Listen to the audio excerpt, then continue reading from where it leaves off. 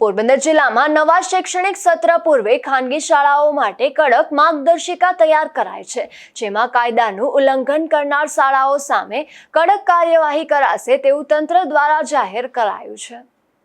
પોરબંદર જિલ્લામાં જૂન 2026 થી શરૂ થનારા નવા શૈક્ષણિક સત્રને ધ્યાનમાં રાખીને શિક્ષણ વિભાગ દ્વારા બિન અનુદાનિત ખાનગી પ્રાથમિક, માધ્યમિક અને ઉચ્ચ માધ્યમિક શાળાઓ માટે કડક સૂચનાઓ જાહેર કરવામાં આવી છે, જેમાં નવા પ્રવેશ માટે કોઈપણ પ્રકારની ગેરકાયદેસર એન્ટ્રન્સ ટેસ્ટ લેવામાં આવશે। ઉનાળુ વેકેશન અથવા જાહેર રજાઓ દરમિયાન અભ્યાસ ચાલુ રાખવા અથવા ફી નિયમન સમિતિ દ્વારા મંજૂર કરેલી ફી કરતાં વધુ રકમ શાળા વિકાસના નામે ડોનેશન તરીકે વસૂલવામાં આવશે તો તે શાળા સામે કાયદેસર કાર્યવાહી હાથ ધરશે અને વિદ્યાર્થીઓને નિશ્ચિત દુકાનોમાંથી જ સ્કૂલ ડ્રેસ અથવા પાઠ્યપુસ્તકો ખરીદવા માટે દબાણ કરવું, આવા તમામ કિસ્સાઓમાં રાઇટ ટુ એજ્યુકેશન એક્ટના ઉલ્લંઘન બદલ સંબંધિત શાળાઓ સામે કાર્યવાહી કરવામાં આવશે। કાયદાનું ઉલ્લંઘન કરનાર શાળાઓ સામે પ્રથમ વખત ₹25,000નો દંડ ફટકારવામાં આવશે અને ત્યારબાદ દરેક ઉલ્લંઘન માટે ₹50,000નો દંડ વસૂલવામાં આવશે।